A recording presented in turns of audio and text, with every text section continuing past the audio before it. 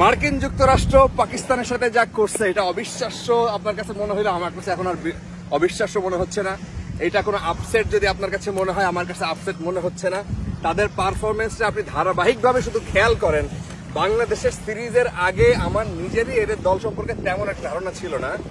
World টি-20 যখন এই দেশে আয়োজন হচ্ছে তখন আমার কাছে মনে হয়েছে যে এরা নবীন দল, এরা যেহেতু মানে একটা নবীন দল কেমন হয়, বাংলাদেশ যখন নবীন ছিল তখন কেমন ছিল, কতটা প্রত্যাশা ছিল। কিন্তু এটা দেখেন একের পর এক ধারাবাহিক তারা শুধু ধামাকা দিয়ে যাচ্ছে।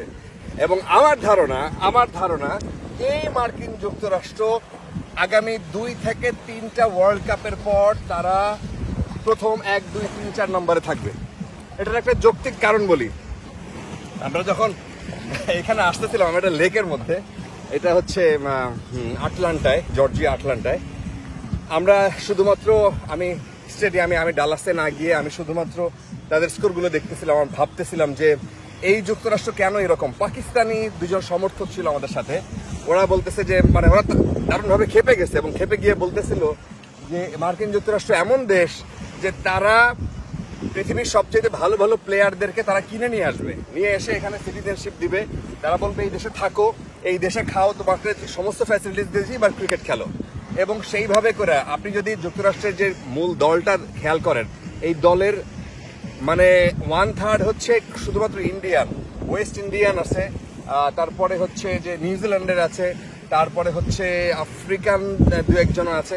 ওভারঅল আপনি যদি চিন্তা করেন এবং আপনি যদি তাদের পারফরমেন্স ধারাবাহিকভাবে দেখেন, আজকের ম্যাচে যা হইলো এটা আমার কাছে সুপার লাগছে। এই কারণে আমি মানে এই যে ইউএস এর টি শার্ট পরে পানিতে রাইমা আমার কাছে মনে হয়েছে এটা কি বলবো, এইখানে কথা বলা উচিত।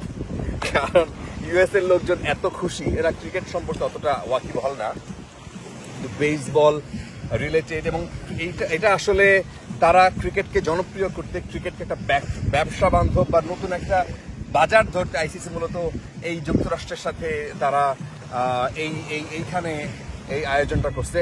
আজকে 20 ওভার শেষে ম্যাচটা যে আবার সুপার ওভারে নিয়ে গেছে, আপনারা শুরু থেকে খেয়াল করবেন যে মানে ধারাবাহিক, এটা কিন্তু কোনো আপসেট তাৎক্ষণিক ঘটে গেছে তা না। তবুও হুড়মুড় করে পাকিস্তান ভেঙে পড়বে এরকম আমার কাছে অনেক সময় মানে যুক্তরাষ্ট্র অনেক সময় ভেঙে পড়বে, বিশেষ করে লাস্ট ব্যাটিং এর পার্টে আমার কাছে অনেক সময় মনে হয়েছে। কিন্তু যখন দেখলাম যে 1 উইকেটে মাত্র 104 বা 5 রান, সেই সময় মাত্র বোধহয় 6 ওভারে, তখন 14 ওভার বাকি, 14 ওভার হয়ে গেছে, মাত্র 7 ওভারে 6-7-42 বলের দরকার, মাত্র 56 রান না 54 রান। এই আমার মনে হয়েছে যে তখনও মনে হয়েছে পাকিস্তান মনে হয় ব্যাক করবে, সামহাও ব্যাক করবে, কারণ তাদের বোলিং অ্যাটাক তাদের যথেষ্ট। 159 রান পাকিস্তানের যে বোলিং শক্তি আছে সেটা যথেষ্ট। কিন্তু সমস্ত কিছু ভুল প্রমাণ করে যুক্তরাষ্ট্র তার জায়গাটা তারা ঠিকই ছিনিয়ে নিয়েছে। এইখানে নানান রকমের ফ্যাক্টর, এবং তারপরে আরো যে নাটক হইলো সুপার ওভারে, সেইখানে মনে হয়েছে যে মোহাম্মদ আমিরকে যে বল দেওয়া হয়েছে, এরা 1 ওভারে 18 রান করছে লাস্টের ওভারে যুক্তরাষ্ট্র, আর এরা 1 ওভারে 13 রান করে শেষ। সো সুপার ওভারে ফাইনালি যুক্তরাষ্ট্রের এই জয় পাকিস্তানি যারা দর্শক তাদের ডেফিনেটলি আপসেট করবে। কিন্তু আমার কাছে মনে হয়েছে যে ক্রিকেটে এই ওয়ার্ল্ড কাপে কে কি করে, আপনি শুধু পারফরমেন্স গুলো দেখেন। আপনি উগান্ডার পারফরমেন্স দেখেন, এই যে উগান্ডাকে আমরা সবচাইতে বেশি পচাই এই ওয়ার্ল্ড কাপে। এই যে 20টা দলের এই টি-20তে এইটা এক ধরনের আমার কাছে মনে হয় বাজির খেলা, যে কোনো দলকে আপনি আগায় রাখতে পারেন। এইখানে শুধুমাত্র ভারত ফেভারিট, শুধুমাত্র অস্ট্রেলিয়া ফেভারিট, এই ধারণা থেকে এখন বের হয়ে আসতে হবে। ক্রিকেট আস্তে আস্তে আমার মনে হয় ওই দিকে যাচ্ছে। কিন্তু বাংলাদেশের ধারাবাহিক পারফরমেন্স আমাকে রীতিমতো কিছুটা মনে কষ্ট দিচ্ছে। কিন্তু তবুও আমার বিশ্বাস বাংলাদেশ ফিরে আসবে।